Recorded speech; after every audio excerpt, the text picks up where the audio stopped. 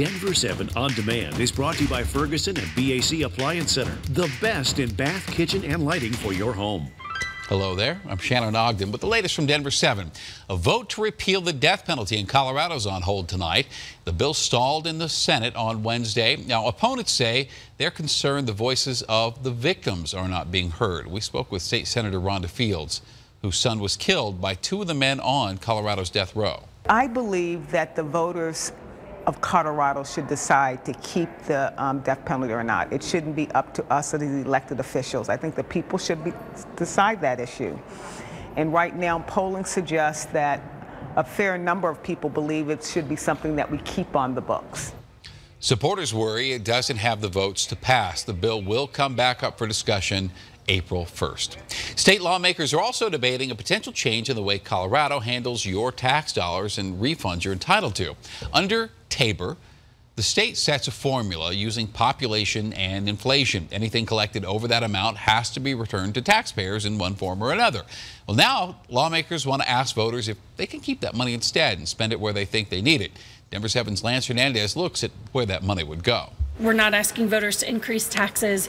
We're saying we can make good investments with the money you're already sending us. House Speaker Casey Becker wants voters to decide whether the state can spend the Tabor excess on transportation, K-12 education, and higher ed. It may yield significant money to those entities. It may not. Tabor puts a cap on revenue the state can spend each year.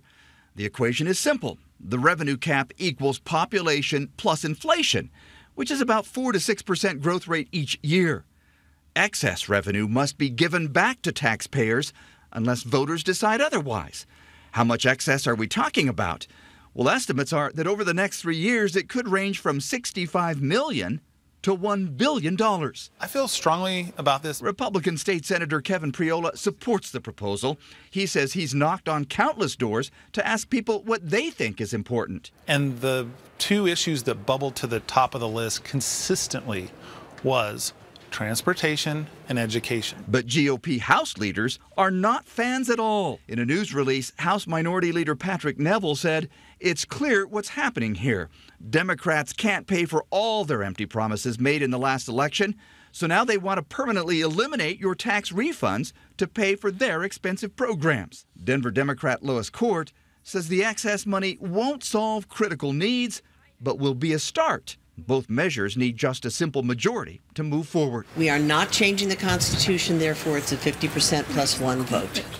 Lance Hernandez reporting. This isn't the first time the state's done this, actually. Back in 2005, Coloradans voted to let the state keep excess Tabor funds, but for 5 years. This current proposal would let the state keep this money permanently. Democrats are also pushing to essentially make Colorado a sanctuary state.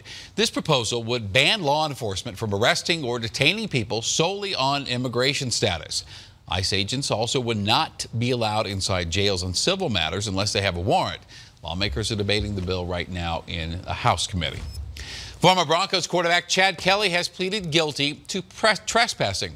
This move now allows him to avoid jail time and potentially move forward with his NFL career. Kelly was charged after he broke into a stranger's home in Englewood. A judge sentenced him to 50 hours community service and a year of probation. Family and friends will come together Thursday to honor the life of Corporal Dan Groves.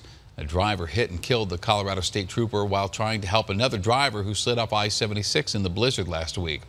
A procession will start at 8 a.m. at the Park and Ride in Meade, then move west on Highway 66 on to Life Bridge Church in Longmont, where a celebration of life will be held starting at 10. Well, King Soopers and its workers union will pick negotiations back up over the weekend. About 12,000 workers are threatening to strike. They're bargaining for higher pay and better sick pay. The union authorized a strike last week, but it's unclear if or when it will actually happen. Both sides say they do want to avoid the strike.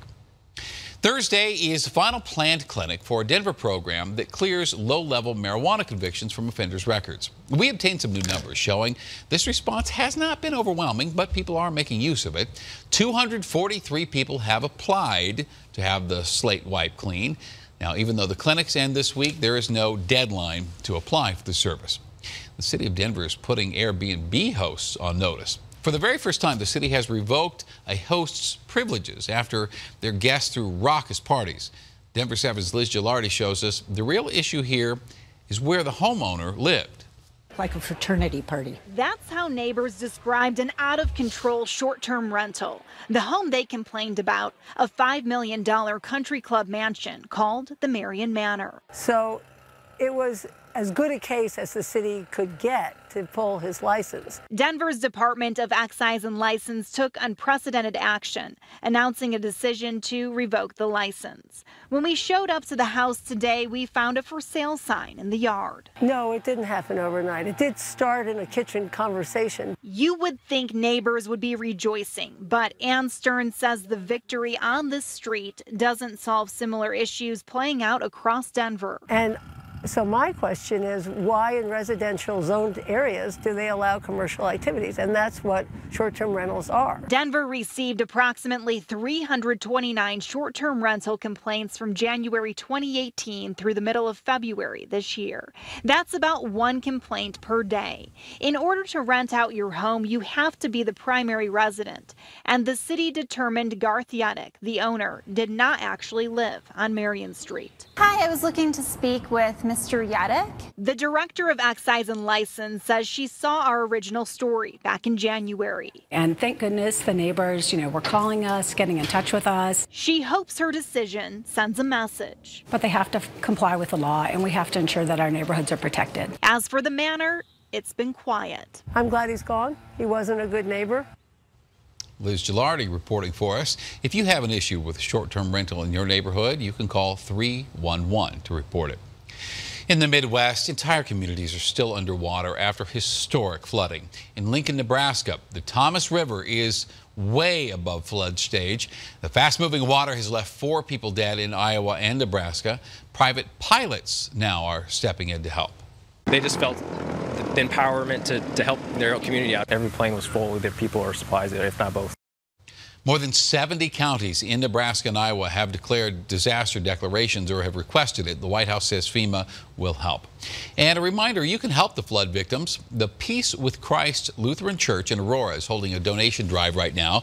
They're collecting non-perishable food, first aid, diapers, those sorts of things. And you can drop off donations at the church on Tower Road from 9 to 7 through Thursday. And from the First Alert Weather Center, enjoy this 7-day, would you? Take a look at that. Absolutely perfect, especially after the blizzard last week. We're going to hit the middle of next week in the 70s. Oh, that's lovely. Happy spring, everybody. This has been your Denver 7 On-Demand Update. Thanks for checking us out. We'll have another one later for you. Download the Denver 7 app as well for breaking news and alerts. I'm Shannon Ogden.